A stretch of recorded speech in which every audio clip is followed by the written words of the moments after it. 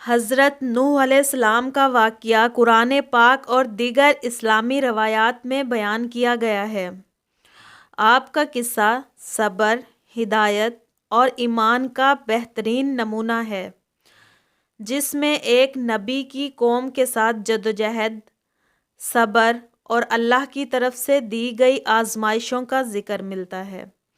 حضرت نوح علیہ السلام کو اللہ نے قوم کی اصلاح کے لیے نبی بنا کر بھیجا تھا۔ آئیں اس قصے کو تفصیل سے جانتے ہیں۔ حضرت نوح علیہ السلام کو اللہ نے ایک ایسی قوم کی طرف نبی بنا کر بھیجا تھا جو بت پرستی میں ملوث تھی، جو لوگ اللہ کو چھوڑ کر مختلف بتوں کی پوجا کرتے تھے اور ظلم و ستم کا شکار تھے۔ ان کی زندگی میں اخلاقیات اور صحیح راستے کی کوئی جگہ نہیں تھی۔ حضرت نوح علیہ السلام نے اپنی قوم کو سمجھانا شروع کیا کہ وہ اللہ کو واحد اور معبود مانیں اور اس کی عبادت کریں۔ حضرت نوح علیہ السلام تقریباً 950 سال تک اپنی قوم کو اللہ کی طرف بلاتے رہے۔ آپ نے دن رات، چھپ کر اور اعلانیہ ہر طریقے سے اپنی قوم کو سمجھایا کہ وہ اللہ کو واحد رب مانیں اور اس کے احکام کی پیروی کریں۔ قرآن مجید میں سورۃ نوح میں اس بات کا ذکر ان الفاظ میں آیا ہے جو حضرت نوح علیہ السلام کی دعا ہے کہ حضرت نوح علیہ السلام نے اللہ تعالیٰ سے دعا کی کہ اے میرے رب، میں نے اپنی قوم کو دن رات بلایا، لیکن میرا بلانا ان کے فرار کو بڑھا رہا ہے، اور جب بھی میں نے انہیں بلایا تاکہ تو انہیں معاف کر دے تو انہوں نے اپنی انگلیاں اپنے کانوں میں ڈال لیں اور اپنے کپڑوں سے اپنے آپ کو ڈھانپ لیا اور ضد کی اور بہت تکبر کیا۔ حضرت نوح علیہ السلام کی طویل جدوجہد کے باوجود ان کی قوم کی اکثریت نے ان کا پیغام قبول نہیں کیا۔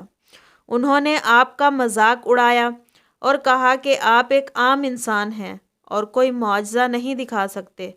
قوم کے سرداروں اور بڑے لوگوں نے بھی آپ کی نافرمانی کی اور آپ کو جھوٹا قرار دیا۔ حضرت نوح علیہ السلام نے انہیں عذاب الہی سے ڈرایا، لیکن انہوں نے اس پر کوئی توجہ نہیں دی۔ جب حضرت نوح علیہ السلام کی قوم مسلسل نافرمانی اور گمراہی پر قائم رہی تو اللہ تعالیٰ نے حضرت نوح علیہ السلام کو حکم دیا کہ وہ ایک کشتی بنائیں۔ اللہ نے حضرت نوح علیہ السلام کو کشتی بنانے کے بارے میں رہنمائی کی، اور آپ نے اللہ کے حکم کے مطابق ایک بہت بڑی کشتی بنانی شروع کی۔ آپ کشتی بناتے جاتے اور آپ کی قوم آپ کا مذاق اڑاتی کہ خشک زمین پر یہ کشتی کیسے کام آئے گی۔